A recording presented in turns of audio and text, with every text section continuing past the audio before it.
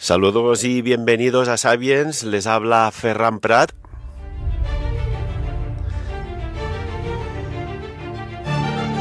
Y vamos a recordar un programa muy interesante que nos habéis pedido que volvamos a reproducir aquí ahora en YouTube, en nuestro canal, para hablar de Alternativa 3 y los Ummitas. Junto con JL Camacho de mundodesconocido.es y también nuestro ufólogo preferido, Artur Oms.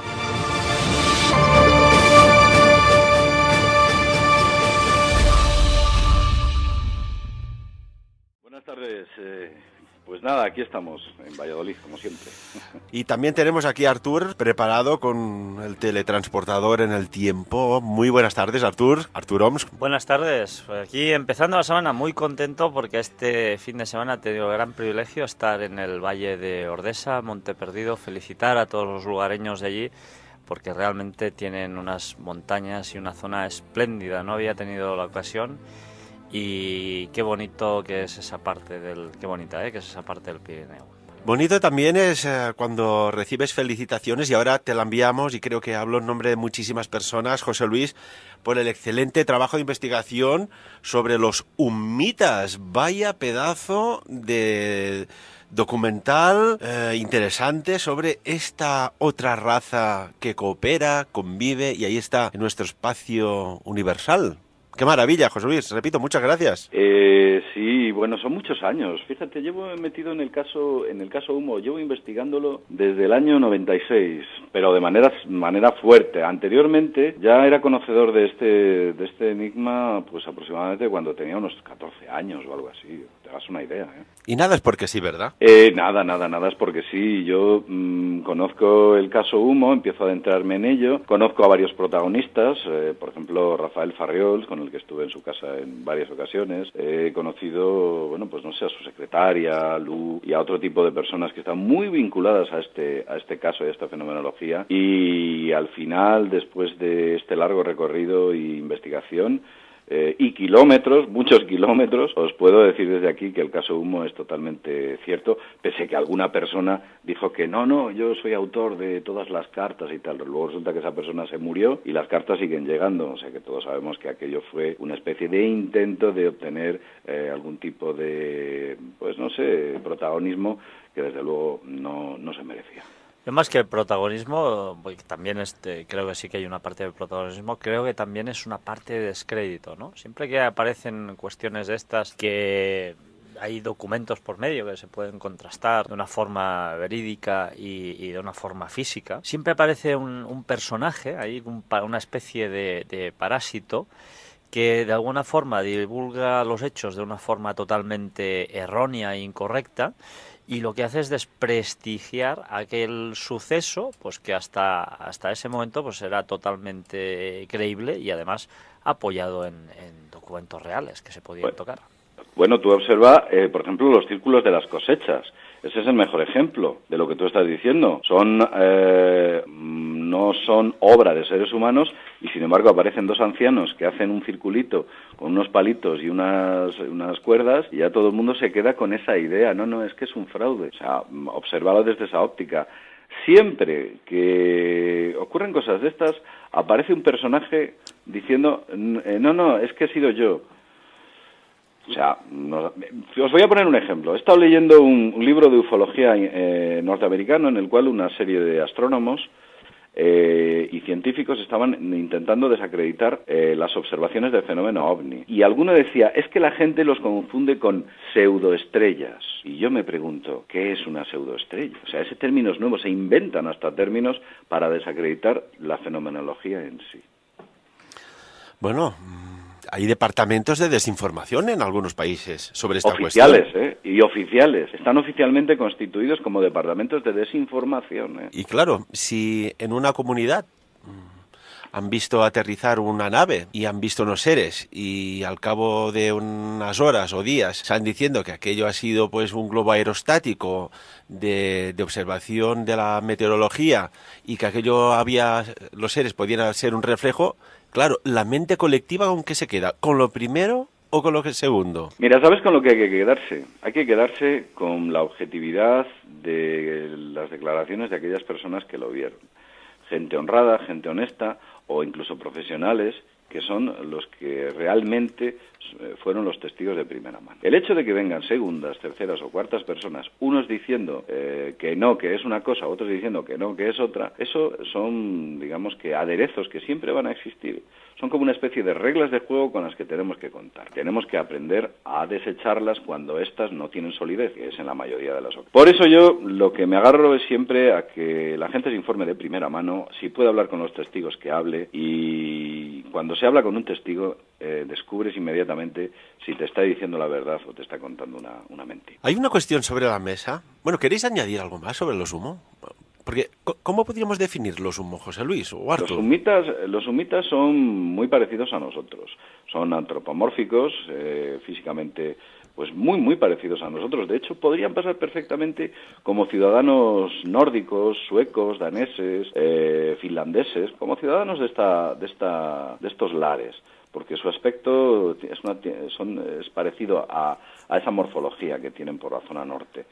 Entonces se pueden mover perfectamente dentro de nuestro tejido social de manera totalmente anónima y, bueno, pues no te voy a decir tenerle al lado, pero mucha gente posiblemente los haya tenido cerca y nos haya percatado de que esas personas no son del todo de este planeta, son de otro. Para mí, negar la existencia de un umnita o de otra raza es como negar la existencia de un africano, que porque tiene la tez negra o los rasgos de la cara de otra forma, pues digamos que no existe. Es totalmente absurdo. Entonces, el hecho de negar o de decir que no existe alguna cosa porque no la hayamos visto o porque no tengamos constancia de ella, hombre, a mí me parece pues realmente lamentable. Estoy convencidísimo de que hay muchísimas razas, de que hay muchísima variedad en la creación, en la Tierra, y con lo cual para mí es incongruente el hecho de negar la existencia de una raza más. Tú también, Artur, conoces, hay una persona que cuando era joven trabajaba en una tienda de deportes y, pues bueno, lo típico, ¿no? Que necesitas un chándal y en tu tienda no hay, pero ves a la otra que tienen para el cliente, etcétera. Y recuerdo que nos explicaba, y no hace mucho, y ahora desarrolla un trabajo muy importante dentro de su profesión, que explicaba un día que, bueno, entraron dos personas, lo digo así entre comillas, en la tienda de deportes. Llamaron muchísimo la atención a todos los clientes que habían. Todo el mundo se giró. De golpe y porrazo reinó un silencio muy extraño. Llamaba la atención sin llamarla por su altura, su pelo largo, rubio. Había un macho y una hembra, o un hombre y una mujer. Y estuvieron allá, dieron una vuelta por la tienda y se fueron. Y esta persona me dijo, salí rápido para ver hacia dónde iban, para seguirlos, porque es que era extraño, llamaban la atención. Dice, y cuando salí, pero es que salí a los pocos metros después de ellos, no estaban. Como si se los hubiera engullido un agujero de gusano, una puerta estelar, se creó un espacio-tiempo. Dice, no estaban. Y dice, me decía, no he olvidado jamás esa situación tan extraña. Y es lo que decías tú, José Luis, es que a lo mejor se mezcla entre nosotros, y ni nos enteramos. Bueno, de hecho, creo que los propios humitas llegan a decir que hay 3 razas infiltradas entre nosotros, porque debido a su gran parecido a los seres humanos. De esas 3 razas, una evidentemente son ellos, otra es otra raza que tiene una mínima relación con algunos humanos, y hay otra que pasa o que tiene una discreción total y absoluta y ningún tipo de relación con los seres humanos, aunque esté entre nosotros. Eso es lo que cuentan en algunos de sus interesantes documentos. Y bueno, pues la verdad es que ya lleva 50 años, se siguen recibiendo cartas. Los franceses tienen una gran actividad y unos buenos equipos de investigación, porque el tema está muy vinculado a Francia. Todos los datos que aportaron los humitas en sus primeras cartas allá en los años 60 se han podido corroborar, algunos de ellos de estricto corte científica, que a posteriori se ha demostrado que eran ciertos cuando había medios técnicos para poder demostrarlos, con lo cual Y eso sumado a todas las pruebas testimoniales y físicas que he tenido la oportunidad de ver, con lo cual al final llega a la conclusión de que la existencia de estos señores es totalmente real. Afortunadamente, estos humitas, digamos que vienen aquí no solo en son de paz, sino que a arrimar un poquito el hombro. Mira, ahora me viene una cuestión a la cabeza, Artur y José Luis, que todo capítulo, toda serie, toda película relacionado con el tema extraterrestre, hay lagunas extrañas, ¿no? ¿Os recordáis? Éramos jovencitos, en el año 1983 había una serie, la serie V, en la cual, pues bueno, una serie de extraterrestres, humanoides, reptiloides, llegan a la Tierra desde Sirio, curiosamente desde Sirio, en unas plataformas de naves nodriza y hacen, bueno, una invasión de la Tierra. Y aquí hay un enigma, hay un misterio, ¿verdad, caballeros? ¿Lo conocéis? ¿De un capítulo en concreto? Ah, sí. Bueno, la serie V es muy curiosa, tiene 3 temporadas, y digamos que, bueno, pues dentro de esas 3 temporadas pues aparece la famosa Diana, que era aquella comandante absolutamente terrible, Donovan, que pertenecía a la Resistencia, una especie de película en la que los reptiles invaden la Tierra de una manera bastante civilina, y nunca mejor dicho. Y esa invasión lo que produce es que, bueno, pues la serie al final lo queda todo un poquito en el aire, pero hay un problema porque un capítulo misteriosamente fue censurado. Hay un capítulo que es censurado y ese capítulo,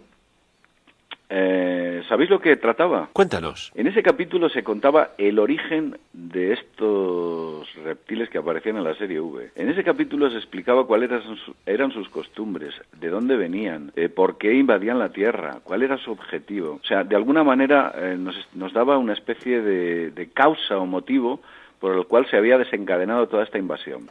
Y aquel capítulo fue censurado. No se permitió emitirlo por televisión. Pues ya me preguntaréis por qué. Si es una serie supuestamente de ciencia ficción, ¿por qué anulan un capítulo de estas características? Bueno, Artur, sí. Realmente es un dato que yo desconocía, ¿no? Yo iba a mencionar no un capítulo que fue censurado, sino un capítulo que tuvo mucha controversia en la serie también Expediente X, la temporada 4, creo, el segundo episodio. Y bueno, en ahí pues se habla de seres extraterrestres que invaden la Tierra o que están ya infiltrados en la sociedad en muchos casos. Y este capítulo empieza con el entierro de un bebé vivo. Y ahí pues hay incesto, endogamia, violencia extrema y directa y muy visual. Con lo cual, hombre, si analizamos un poco todas estas series como V, Expediente X y todas estas series que nos hablan de estos seres que vienen de otros planetas, resulta ser que no son seres demasiado amables, que no son seres que vengan aquí a la Tierra a hacer el bien y a tomar una Coca-Cola y unas pastas para merendar. Pues si se toma una Coca-Cola, bueno, En fin, no derivemos el tema. todos vemos, ¿no?, como la famosa Diana pues consumía al principio las ratas y luego pues resulta que consumían otras cosas más, ¿no? No vamos a entrar en detalles. Proteínas más mamíferas, ¿no? Exactamente. Pero la cuestión es que todos estos seres, si vamos a recabar información, llegamos a un punto, a un nexo que es siempre el mismo, ¿no?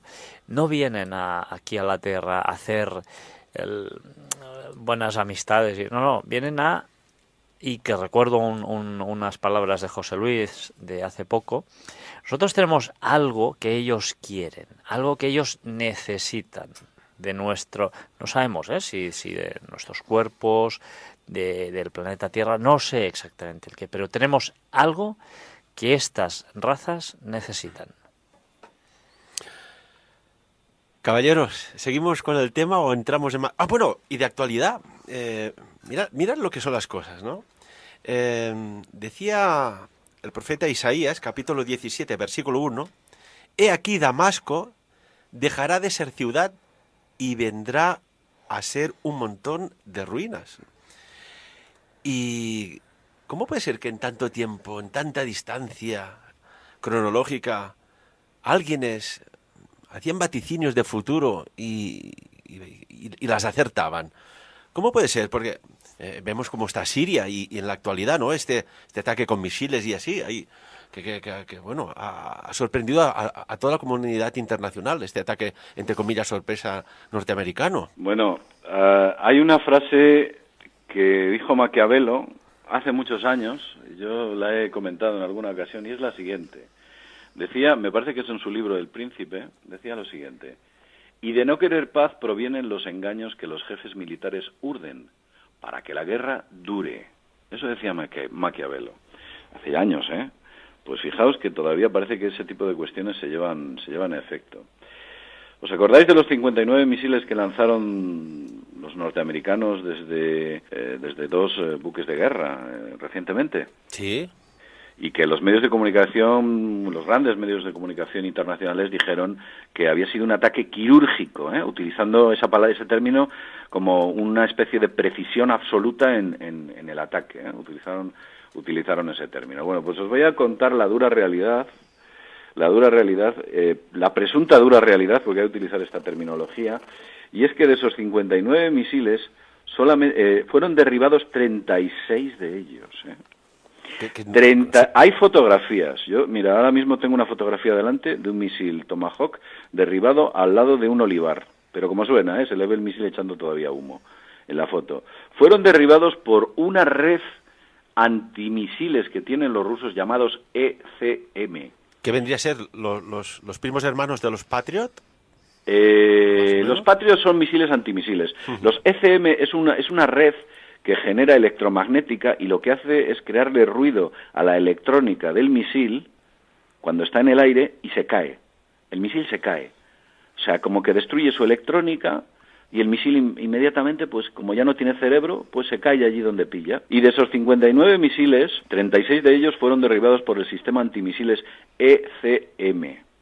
De esos 23 que todavía pasaron esa red ECM, solamente 11 alcanzaron la base.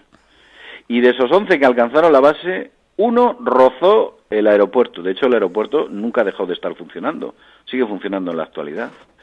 Y de los misiles que cayeron o que fueron derribados por el sistema ECM, de esos 36 que fueron derribados, algunos han caído en aldeas y han matado a 5 personas, presuntamente. Yo pongo este epígrafe porque hay que ponerle. Así que mirad a ver si en los medios de comunicación, en los grandes medios de comunicación internacionales, escucháis esta noticia. Anda.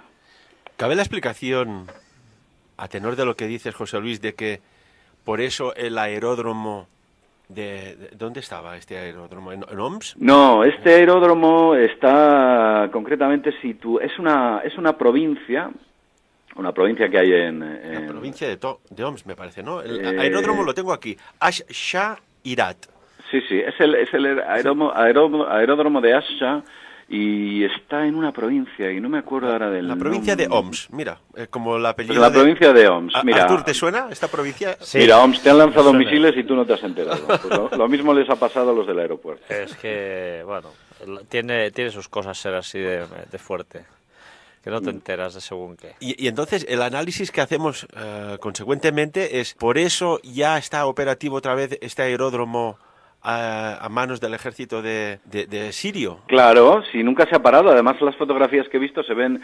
Los aviones normalmente en aeropuertos militares los tienen debajo de puentes que están construidos como búnkers en superficie. Quiero decir, para poder darle a un avión, mira, le tienes que dar, pero muy fuerte, y además de lleno, y en la parte más débil de ese puente construido con hormigón. Yo el análisis que llego es que, evidentemente, Norteamérica u otro país ya no va a lanzar misiles crucero. Ya no va a hacer ataques con misiles crucero porque los sistemas antimisiles rusos van a impedir que esos misiles lleguen al objetivo. O sea, ese es el análisis que llego. Por consiguiente, os puedo decir que es muy difícil de que vuelvan a efectuar otro ataque de esta naturaleza. Muy difícil, muy difícil. Sencillamente porque los misiles, bueno, pues oye, cada misil vale $750.000, Es decir, multiplicarlo por 50 y nos damos cuenta de que, bueno, tampoco los pueden tirar muy a la ligera. España compró una partida de misiles de ese tipo. Pero ¿sabéis qué? Resulta que en la compra de esa partida llegó un acuerdo con Estados Unidos de que solo los podía lanzar si Estados Unidos daba su autorización. Imagínate que te compro a ti un coche y solo lo puedo utilizar cuando tú me dejas utilizarlo. Pues eso es lo que hizo el gobierno español. Sí, Artur. Sí, bueno, siguiendo un poco la corriente de lo que comentaba José Luis, hoy en día hay muchas tecnologías que permiten derribar una cantidad de elementos voladores que utilizan mucha electrónica, ¿no? Todos recordamos pues la famosa Drone Gun que salió. Yo tuve la ocasión de poder ver una y tocarla hace relativamente poco, un mes. Y son pistolas que tú las diriges hacia un dron o hacia cualquier tipo de nave voladora equipada de algún tipo de tecnología electrónica. Emite una serie de ondas y neutraliza el aparato. Ves que cae a plomo, o sea, cae como si fuera una piedra. Y entonces, bueno, a mí no me extrañaría para nada que Rusia tuviera la tecnología para digamos, destruir este tipo de misiles. De hecho, y hay una cierta tensión porque los rusos han estado desplegando en secreto, según los americanos, según la Casa Blanca, un nuevo sistema de misiles crucero, es decir, aquellos misiles que son de larga distancia. Y a mí, el tema este de que Trump haya disparado estos misiles es para mí no tanto un tema de decir, hombre, pobrecitos sirios que los están masacrando, sino, oye, les vamos a decir a los rusos, vamos a enviar una carta, les vamos a enviar un fax, les vamos a decir, oye, sabemos que estáis desplegando un nuevo sistema de misiles crucero y enteraos que nosotros somos capaces de devolveros la carta de amor que nos enviéis, ¿no? Entonces un poco creo que más bien ha sido por ahí el mensaje, porque no creo que Trump sea una persona de tan buen corazón como para decir, oye, mira que están masacrando a estos pobres sirios, vamos a ayudarlos y vamos a echarles un capote, ¿eh? Oye, me gustaría puntualizar una cosa. ¿Sabéis cuánto dinero mueve el comercio de armas a nivel mundial cada año? No. 1,7 billones de dólares. Y cuando digo billones es notación europea con 12 ceros. 1,7 billones de dólares. Voy a seguir con esto y diré que en los años 80, cuando había grandes tensiones en Oriente Medio, la cifra de ventas de armamento internacional se disparó. En los años de paz, cuando cae el telón de acero y parece que todas las aguas vuelven a su cauce, esta industria se viene abajo, literalmente. Pero a partir del año 2000, con la entrada de la llamada primavera árabe, se ha disparado la venta de armamento. 1,7 billones. El 33% de ese 1,7 lo vende Estados Unidos y el 25% restante lo vende Rusia. Entonces yo me hago una pregunta. ¿A quién le interesa que la guerra se acabe? Está claro, a nadie, ¿eh? Y de hecho la tensión está aumentando entre estos dos países por momentos. Yo lo que temo más de todo esto es que al final acabe entrando China por una puerta lateral y los coreanos de rebote. Entonces aquí se puede liar una guerra de unas dimensiones tan descomunales que la Segunda Guerra Mundial se quedaría en una simple anécdota. Caballeros, me viene a la cabeza lo que hablábamos de la serie V. No, mira, ¿tenéis que añadir alguna cosa más a este punto? Pues nada, yo tengo una sospecha que quiero hacer patente. Me da la sensación de que en las más altas instancias y en el último nivel, entre ciertas partes que parecen estar en conflicto, seguro que hay acuerdos para que las cosas perduren. A lo mejor los rusos y los norteamericanos no son tan enemigos. Y que cada uno lo entienda como quiera. Bueno, hace poco se estaban abrazando en una estación espacial, ¿no? Exacto. O sea, entre otras cosas. Entre otras cosas. Caballeros, hablábamos de la serie V, un capítulo que no se emitió porque fue censurado. Y aquí se ha explicado por qué. ¿Os parece que hablemos de películas o series o informaciones que fueron censuradas por su polémica? Y me viene a la cabeza, ¿os acordáis cuando había el doctor Jiménez del Oso que hizo un programa acerca de Alternativa 3? No, yo me acuerdo perfectamente de Alternativa 3, de hecho lo vi. Era un niño yo, hace ya, pues no sé si tendría 13 años o por ahí. Era un niño y recuerdo ver Alternativa 3, que fue emitida inicialmente por una serie británica de divulgación científica. Una peculiar serie británica que, bueno, pues emitía capítulos en los cuales se explicaba a la gente las últimas novedades tecnológicas, la ciencia, los descubrimientos... bien, pues cosas de este tipo. Y en un momento concreto aparece este extraño episodio de Alternativa 3 en el cual se cuenta ni más ni menos que los norteamericanos, conjuntamente con los rusos, habían conseguido exitosamente mandar una nave a Marte en el año 1967, creo recordar. Estoy hablando de memoria. Eso es lo que... O 1967. Claro, evidentemente en el documental está todo dramatizado. Los que allí aparecen son actores. Lo que allí se representa es, pues una mera representación artística. No son imágenes reales. Menos las últimas imágenes en las cuales se ve la superficie de Marte y algo que lo sobrevuela a gran velocidad. En última instancia, ese objeto que sobrevuela la superficie de Marte aterriza en un suelo marciano y en ese suelo marciano se ve como algo se mueve en la superficie del mismo. Pero bueno, si queréis hablamos con más detalles sobre eso. Sí, mira, si os parece, vamos un momentito a la publicidad y abrimos este espacio en la segunda parte del Sapiens para hablar de Alternativa 3 y de algún otro programa que misteriosamente fue censurado o desaparecido. ¿Us parece? I tanto. Pues amics i amigues, venim de seguida. Creus que ho saps tot? Què saps? Quina és la realitat que t'envolta? El futur està escrit? El passat és com l'han explicat? A Sapiens us mostrarem una porta i tu decidiràs si creure-la o no. Sapiens, un programa que tractarà l'enigmes i misteris de la geopolítica econòmica social, la exopolítica i la ultratecnologia. Sapiens, de dilluns a divendres de 3 a 4 de la tarda. Programa dirigit i presentat per Ferran Prat. Em dones la mà? Vinga, amunt! Ja està, continuem. Això és el que fem a Financera d'Assegurances. Ser-hi quan ho necessites, perquè poden passar moltes coses i el cop de mà seriós i professional de Financera d'Assegurances el tens garantit. Llar, vehicles, comunitats, empreses. Financera d'Assegurances. Més de 40 anys d'experiència i professionalitat. e-financera.com. Financera d'Assegurances. Prevenir és assegurar-te.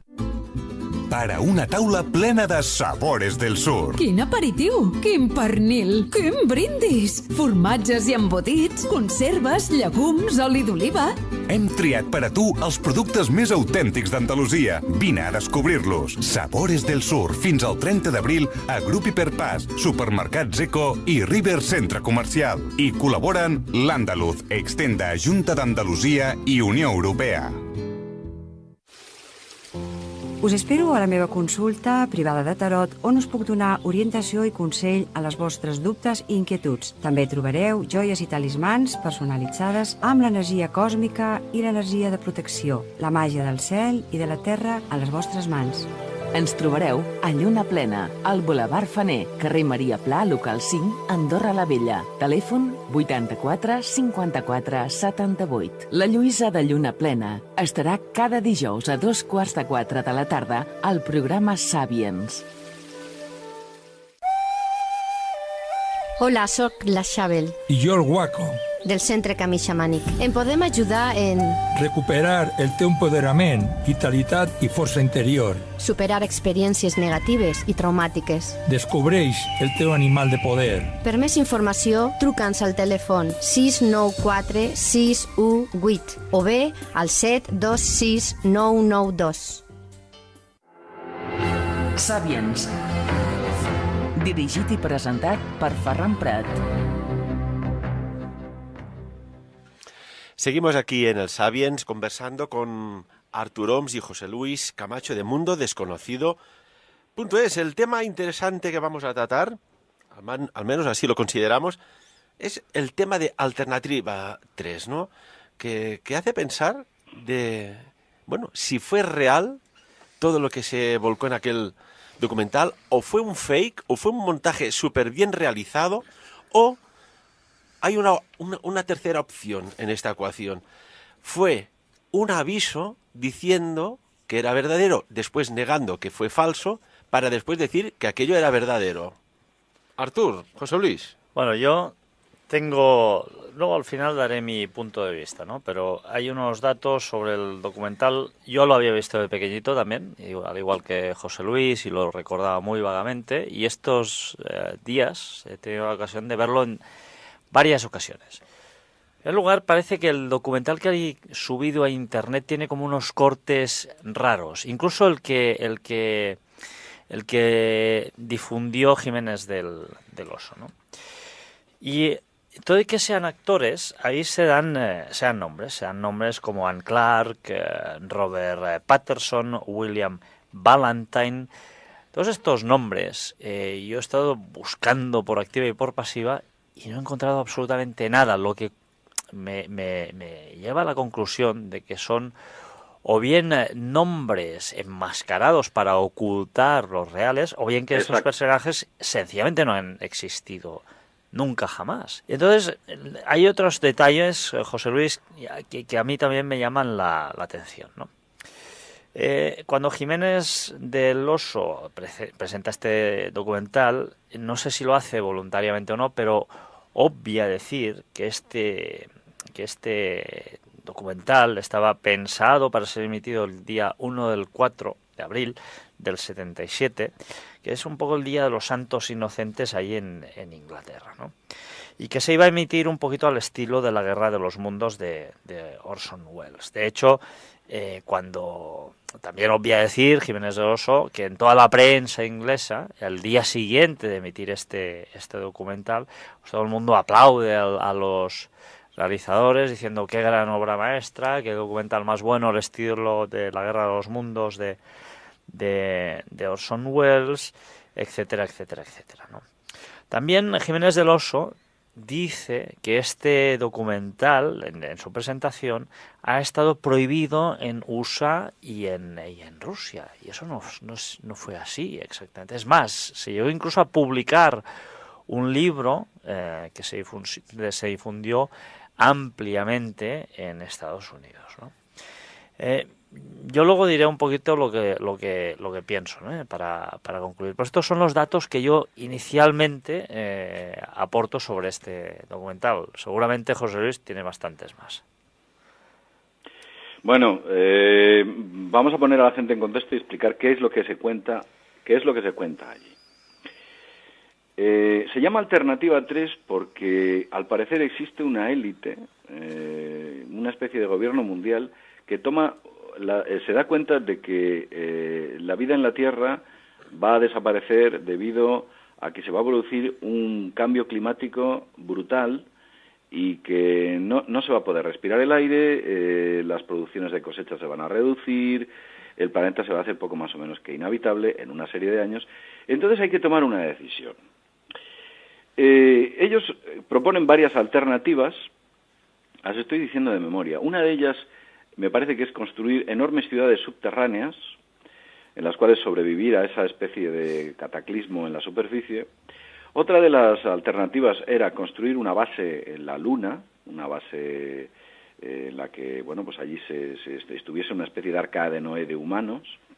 Y otra de ellas era enviar a Marte una expedición para ver si Marte era colonizable.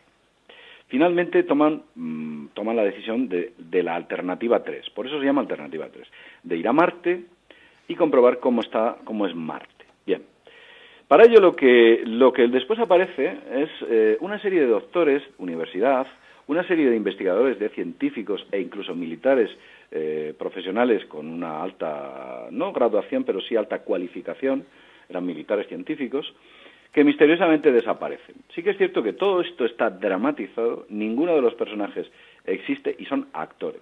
Pero es verdad que los nombres pueden enmascarar a personajes. Habla de desaparición de ciertos científicos y de que todos esos científicos han sido llevados a una base que hay en Marte.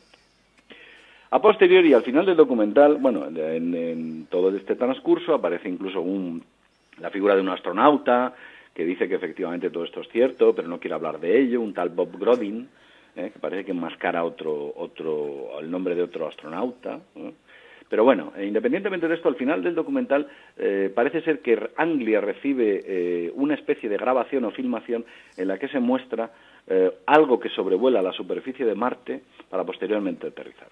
Esta grabación es muy peculiar, porque si es falsa, fijaos, en ella los cielos de Marte no aparecen rojos, como nos mostró la Viking en el 73, antes de que el documental fuese emitido. Aparecen azules.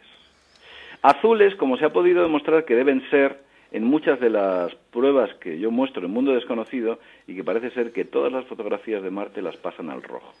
Curiosamente ese dato coincide. Coincide también la geología que se muestra en ese documental, y también confluye también y se muestra de una manera muy nítida, digamos, que la superficie marciana y sus rocas, que son exactamente iguales a las que podemos ver, que nos está mostrando, entre otras muchas, por ejemplo, la Pathfinder, la Curiosity, la Spirit, la Opportunity, todas estas ondas que han enviado allí, pues son exactamente iguales, la superficie de Marte, a la que se nos muestra en aquel documental, con el mismo tipo de rocas, colores de la superficie, etcétera.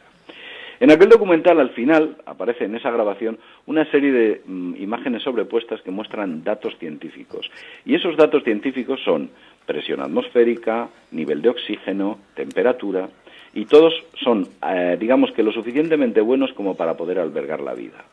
Y esos datos aparecen en dos idiomas, en inglés y en ruso, porque según lo que comentaba este documental, los rusos y los norteamericanos al más alto nivel y secretamente cooperan. Eso es lo que aparece allí. Sí, Artur. Esto Sí. deja perplejo, ¿eh? Pero, de ser o no ser cierto, este interés que hay a día de hoy por ir a Marte y colonizarlo, pues es noticia pública, se sabe muy poquito, pero se sabe que se quiere ir a colonizar Marte. Es que quizás, una vez más, alguien, cierto o no, estaba dando una información que se avanzaba en el tiempo. A ver, mira, 20 de julio de 1969, el hombre llega a la Luna. A ver, hoy es 10, estamos en abril de 2017, venga. Yo hoy, a fecha de hoy, pongo en duda que el hombre haya llegado a la Luna. Así es. ¿Cómo me voy a tragar que haya llegado a Marte? Es decir, ¿cómo me lo voy a tragar? ¿Ha llegado el hombre a la Luna mediante naves? Luego hay otra posibilidad, ¿no? Y aquí voy a apuntar un poquito más hacia otra dirección, porque, hombre, estamos hablando de que llegar a la Luna implica una serie de esfuerzo, ya no llegar a la Luna, sino llegar a la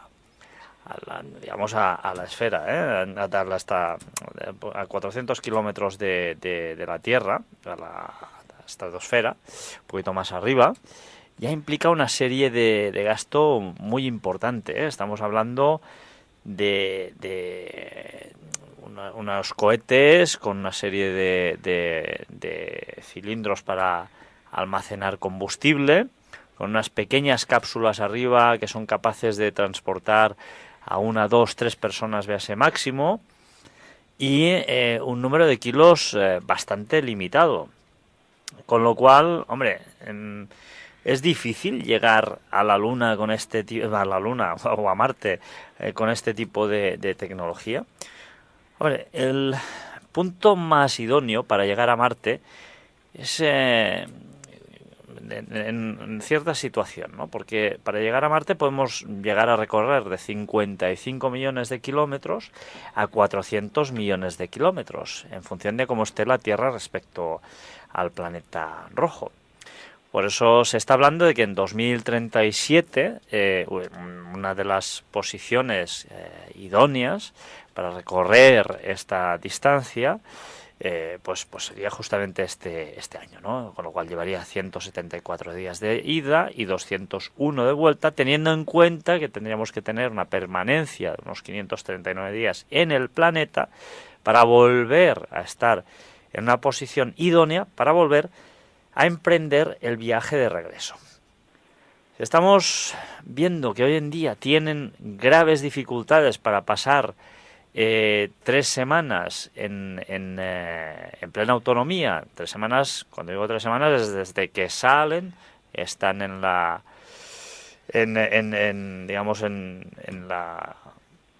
por encima de la estratosfera y están orbitando alrededor de la Tierra para volver, es decir, en la misma misión sin reabastecimiento.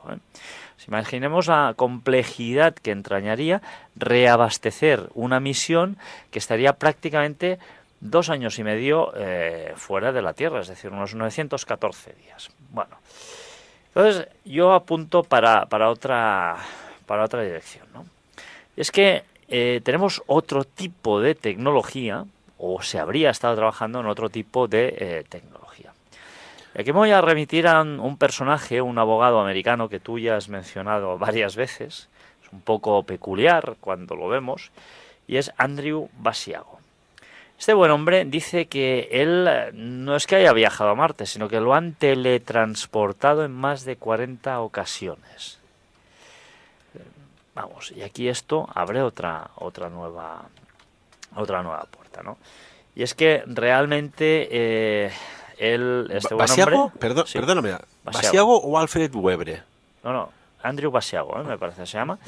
Y de hecho él dijo que él ya había sido testigo de viajes en el tiempo, pues su padre había trabajado en el proyecto Pegasus, que sencillamente consistía en la investigación sobre los viajes en el tiempo. Entonces, la pregunta es, quizás el ser humano no es capaz de viajar mediante estos elementos tan rústicos como estos grandes cohetes que albergan estas grandes cantidades de combustible y que además son muy peligrosos, y a lo mejor sí que dispone de otro tipo de tecnología que permita, mediante, pues no sé, otro tipo de tecnología que desconocemos totalmente, pues este viaje o esta teletransportación de un lugar al otro. Entonces aquí sí que cabe que las distancias ya no son distancias en el espacio, solo en el tiempo, ¿verdad, José Luis? Pues sí, eso que ha dicho Artur es muy, muy coherente. Y además el contexto es el mismo si lo pasamos a otro momento histórico. Vosotros ir a la corte española del siglo XVI o del siglo XV, en el cual un marinero llamado Colón se acerca a los reyes católicos y les dice, mire, yo creo que se puede llegar al Nuevo Mundo yendo en dirección oeste. Entonces llegó la Isabel y dijo, vamos a ver.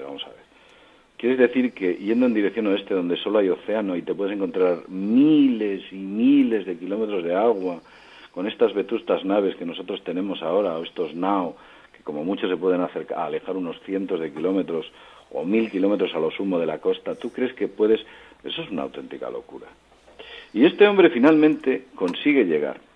Pero fijaos otra cosa curiosa.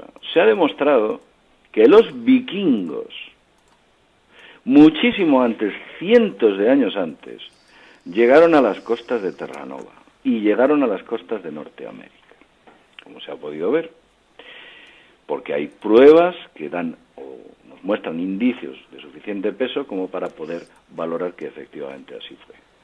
Y esto es lo mismo.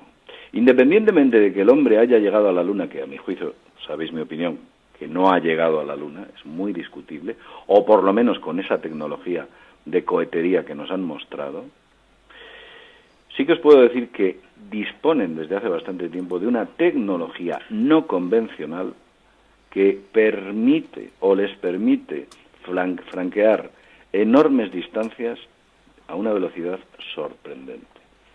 Estoy hablando de tecnología antigravitatoria, de la que desde luego los grandes gobiernos de este planeta, principalmente Rusia y Estados Unidos, tienen total conocimiento desde hace muchos años.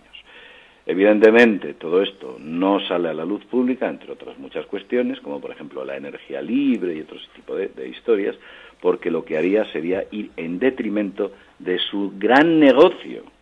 Y al final nos damos cuenta de un detalle. El ser humano está sometido a un negocio que se genera a través de un problema. Y cuando ese problema desaparece, el negocio también desaparece.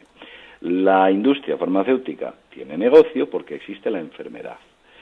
Y la industria armamentística tiene negocio porque existen las guerras. Pues esto es lo mismo. Si se descubre o se patentan o se muestran públicamente todo este tipo de descubrimientos, se acabó el negocio. Y si se acaba el negocio, se acabó el control y el poder actualmente establecido. ¿Quieres decir que, por ejemplo, dentro de las 3 coordenadas del espacio alto, largo y ancho, hay tecnología que incluye una cuarta, que es el tiempo, y por tanto permite desplazarse a enormes distancias? Y esto, quizás, y me viene a la cabeza desde el experimento Filadelfia, que se ha seguido trabajando desde la sombra. Hay un dato muy esclarecedor, y es que, en primer lugar, tendríamos que preguntarnos de dónde viene esa tecnología, quién la ha descubierto y quién la tiene. Son muchos los indicios bastante fuertes que nos hacen pensar que esa tecnología secreta existe y que está ubicada en bases militares en las cuales se está desarrollando tecnología al más alto nivel. Me explico. En 1947 cae un ovni en Roswell. Anteriormente ya había caído otro, En 1942 cae otro ovni, pero de este se habla muy poco. Pero en el 47 cae concretamente en la zona de Nuevo México, muy cerca de las bases militares norteamericanas. Ese aparato es recuperado y a finales de ese año ocurre algo interesante. Y es que 3 físicos se reúnen en un laboratorio, en los laboratorios de la compañía Bell Electronics, que se dedica al desarrollo, y de la nada, como sin saber por qué ni por qué no, en unas semanas que están allí metidos, descubren el transistor. El transistor, ese transistor que nos ha permitido la actual tecnología, que nosotros conocemos. Quiero decir, el transistor, de hecho, fue el 23 de diciembre del 47 cuando lo descubren. John Bander, Walter y Bataille fueron los 3 que, por cierto, les dieron el premio Nobel. Pero nunca explican de dónde a ellos les surge la idea de que una correcta mezcla de metales, germanio y silicio produce un efecto de semiconducción. O sea, no lo explican. ¿De dónde se reúnen allí y dicen, mira, vamos a mezclar estos 3 metales de manera correcta, ya verás cómo conseguimos hacer algo que supere a las válvulas de vacío? O sea, no lo explican. Sencillamente se encierran dentro de laboratorios Bell y lo sacan a la luz. Es como que esa tecnología fuese necesaria o que fuese importante que fuese distribuida a la población para aumentar una cuota de mercado proporcionada por esa propia tecnología en sí, como así ha sido. Y de aquel descubrimiento tenemos incluso los teléfonos móviles hoy en día, No pensemos que ese descubrimiento es baladí. La pregunta es, ¿quién les otorga ese descubrimiento? ¿Es el único descubrimiento importante que tienen? ¿O tienen otros tan importantes como puede ser la generación de energía limpia y gratuita, o incluso la generación de fuentes de creación de ondas de gravedad capaces de producir sistemas de vuelo antigravitatorios? ¿Puede ocurrir eso? ¿Pueden tenerlo? Yo, desde mi juicio, desde mi punto de vista, creo que soy capaz de afirmar que no es descartable esta teoría en absoluto. Hombre, hablabas, José Luis, de Roswell, pero en el año 1937, y aquí quizás por ingeniería inversa también, cabe explicar el desarrollo tecnológico de los nazis a los niveles que se llevó. Allí se estrelló una aeronave y muy avanzada en el tiempo. Bueno, efectivamente, sobre ese incidente, que parece ser que sí que existió y que los testimonios que quedan son mínimos, ese incidente parece que dispara ciertos aspectos interesantes en la tecnología alemana. Porque estaba en la Segunda Guerra Mundial había 2 tecnologías, estaba la alemana y la otra. Y la otra me refiero a la que tenían las fuerzas aliadas. era una tecnología basada en todo lo que conocían, no había nada nuevo, la aviónica era una aviónica convencional, los motores eran motores convencionales, y ganaron la guerra única y exclusivamente por masificación de este tipo de recursos. O sea, puede que los alemanes tuvieran un tanque impresionante, pero los aliados tenían 500 tanques menos impresionantes que eran capaces de superar en la guerra a esas pequeñas unidades que tenían tecnológicamente elevadas. Desde luego yo pienso que efectivamente Alemania tocó o rozó o llegó a adquirir algo de tecnología de la misma manera que los norteamericanos la adquirieron en 1942 y en 1947. Artur, qué pasada, ¿no? Sí, la verdad es que, bueno, yo antes decía teletransportación, pero seguramente pues no es una tecnología de teletransportación, sino que es algún otro tipo de tecnología. Lo que sí que queda bastante claro es que evidentemente nuestras autoridades nos ocultan información, ¿no? Y cuando se desarrollan programas como Alternativa 3, que de hecho vienen de programas realmente muy serios y que son programas de divulgación, programas con bases científicas enormes, y de repente se lanza dentro de toda esa seriedad una cosa pues aparentemente tan poco creíble como el programa de Alternativa 3, pues uno se plantea una serie de cuestiones, ¿no? Porque en España también hemos tenido un programa que hizo un experimento muy similar, el programa de Jordi Évole, que si recordamos todos pues hizo operación no me acuerdo qué, ¿no? Hizo un programa dentro de todos su serie de programas tan serios. Ostras, de repente él nos cola un programa ahí pues que dice, ostras, pues mira, todo lo del 23F pues realmente pasó así, era una especie de obra teatral y bueno, cuando él acaba el programa, que él sí que dice, mira, esto es un fake y realmente ¿para qué es esto? Pues para denunciar toda la opacidad que hay respecto al 23F.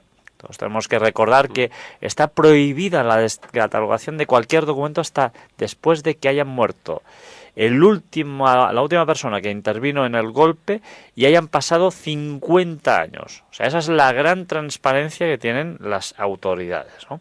En cambio, cuando tú tienes que realizar la declaración de la renta, vamos, no te dejes de poner ni una coma ni un punto y coma, ¿eh? Porque entonces ahí la transparencia se te vuelve en tu contra. Realmente, cuando se hacen programas así, yo creo más bien que es para de alguna forma despertar la mente de las personas, hacer un experimento sociológico para ver cómo reaccionan, para también decir, oye, autoridades, sabemos que os estáis burlando de nosotros en nuestra cara, pero además, o sea, nosotros os lo hacemos saber, ¿no? Os enviamos una carta también. Y, hombre, muchas veces las cadenas pues son ingenuas o pecan de cierta ingenuidad y llegan a emitir estos programas obteniendo luego un resultado que no se ha esperado, porque luego recordamos todos que en Alternativa 3 hubo una serie de luego retractaciones, luego no retractaciones, luego retractaciones, o sea, ahora digo Diego, ahora digo no sé qué, ahora... Entonces, vamos que una maraña laberíntica de contra el programa y después otros a favor y al final dices, bueno, ¿dónde está la verdad? Sí. ¿Qué había ahí detrás? ¿Dónde está la verdad? Entonces, yo al final lo que concluyo es, cuando el río suena, agua lleva. Evidentemente, como no tenemos toda la verdad, lo que hacemos es rellenar los espacios faltantes, ¿no? Pero como mínimo lo lanzamos y, recordando la frase con la que muchas veces acabas todo el programa, Ferran, pues que cada uno aquí saque o extraiga sus propias conclusiones. Bueno, Luis Pasteur ya decía, no, estoy al borde de los misterios y el velo es cada vez más delgado, José Luis. Y es así. Desde luego. También es cierto que Hay una tendencia... Nos quedan 2 minutitos, José Luis. Hay una tendencia muy extraña que es la de hacer ciencia ficción de hechos reales. Quiero decir, muchos productores y escritores lo que hacen es utilizar la ciencia ficción para soltar aquellas ideas que ocurrieron en realidad. Y eso es contraproducente, porque al final lo que cala inmanentemente en el público es que esa historia obedece a la imaginación de una persona, cuando posiblemente esté basado en hechos reales. Artur, querías hablar de un programa, pero ya no nos da tiempo. Si queréis, la semana que viene, entre otros temas, comentamos programas que misteriosamente pues crearon polémica y que misteriosamente se desaparecieron en prime times de audiencia, por ejemplo. Bueno, es que este programa del cual quería dar 2 pinceladas da prácticamente para un programa entero. Hablaremos de él la semana que viene. Lo dejamos así, el programa misterioso. José Luis, Artur, como siempre, un placer. Estos temas son interesantes. Algún día se sabrá la verdad, ¿no? De tantas y tantas cosas. Pero mientras no sepas, por ejemplo, cómo se llama el vecino del piso de arriba, cómo la gente puede creer que haya vida extraterrestre entre nosotros. Y es así. Sí, dinos. Bueno, pues nada, deciros que ha sido un placer estar aquí con vosotros y nos vemos en el próximo programa. Y Artur, también, muchas gracias, igual que a José Luis. A vosotros y un abrazo a todos los oyentes que nos escuchan semana tras semana. Y que cada vez vemos que son de más lejos. Aquí tenemos que dar gracias a Internet, que se llega a sitios que parece de ciencia ficción, y no lo es. La verdad es que no lo es, amigos y amigas. Como siempre, de lo que aquí hemos tratado, Artur lo ha dicho muy bien, que cada uno saque sus propias conclusiones. Adiós, buenas tardes. Adéu, bona tarda. Sapiens. Dirigit i presentat per Ferran Prat.